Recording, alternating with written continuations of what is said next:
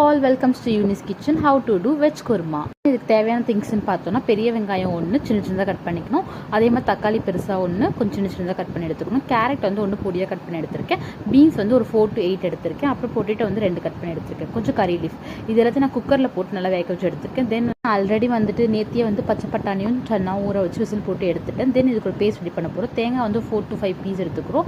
அப்புறம் கொஞ்சமாக கசகசா, அதுக்கப்புறம் வந்துட்டு கேஷ்யூ ஒரு 7 பீசஸ் எடுத்துக்கிறோம். தென் வந்து நம்ம சோம்பு கொஞ்சம் எடுத்துக்கிறோம். தென் பொட்டுக்கடலை வந்து கொஞ்சமாக அதில் எடுத்துக்கிறோம். இதெல்லாம் போட்டு கொஞ்சமாக நம்ம லைட்டாக நான் கறி லீஃப் போட்டிருக்கேன். கொஞ்சம் தண்ணி ஊற்றி நல்லா மிக்ஸ் பண்ணி எடுத்துக்கணும். நான் நிறைய வீட்டில் பார்த்துருக்கேன் இந்த மாதிரி நம்ம பண்ணால் வரும்னு சொல்லிட்டு டிரான்ஸ்லேண்டர் மாதிரி. ஆனால் எனக்கு ஒன்றும் வரல.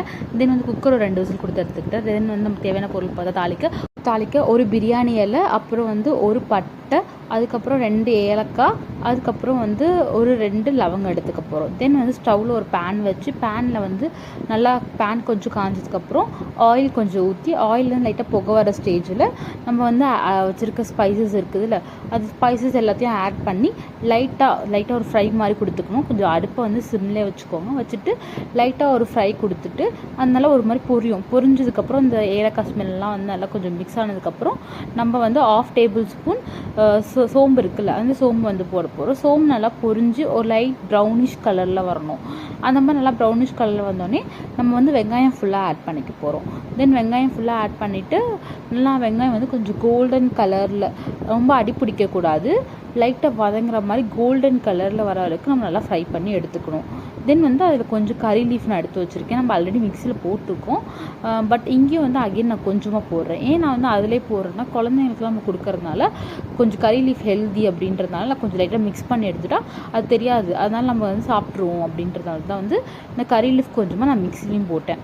தென் வந்து நம்ம இப்போ தேவையான அளவுக்கு கொஞ்சம் உப்பும் போட்டு எடுத்துக்கணும். தென் வந்து நம்ம ஆல்ரெடி குக்கரில் விசில் கொடுத்தோம்ல, அதில் வந்து 2 விசில்ஸ் நான் வெஜிடபிள்ஸ் கொடுத்துருக்கேன். ஏன் ஃப்ரை பண்ணாமல் நான் கொடுத்தேன்னா அப்போ வந்து காய்கறி நல்லா வந்திருக்கும், ஸோ ஈஸியாக இருக்கும் சாப்பிட்றதுக்கு.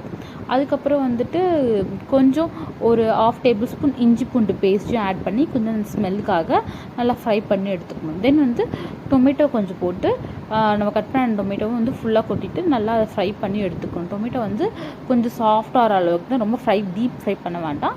லைட்டாக வந்து கொஞ்சம் அந்த எல்லாமே கொஞ்சம் சாஃப்ட் ஆன உடனே நம்ம என்ன பண்ணணும், காய்கறி இப்போ வந்துருச்சு. இந்த காய்கறியில் ஆல்ரெடி வந்து கொஞ்சம் மஞ்சள் தூள் போட்டிருக்கேன், அதை நான் ஆட் பண்ண மறந்துட்டேன், உங்களுக்கு முன்னாடியே மறந்துட்டேன். ஸோ அதனால் மஞ்சள் தூள் வந்து போட வேணாம். இப்போ தேவையான திங்ஸ் பார்த்தா சில்லி பவுடர் வந்து 1 டேபிள் ஸ்பூன் ஃபுல்லாக வந்து நம்ம போட்டு நல்லா மிக்ஸ் பண்ணி எடுத்துக்கிறோம். தென் அகெயின் வந்துட்டு நம்ம கொஞ்சம் சீரக பொடி ஒரு 1/2 டேபிள் ஸ்பூன், அப்புறம் மல்லித்தூள் வந்து ஒரு 1/2 டேபிள் ஸ்பூன் போட்டு அதையும் நல்லா ஃப்ரை பண்ணி எடுத்துக்கணும்.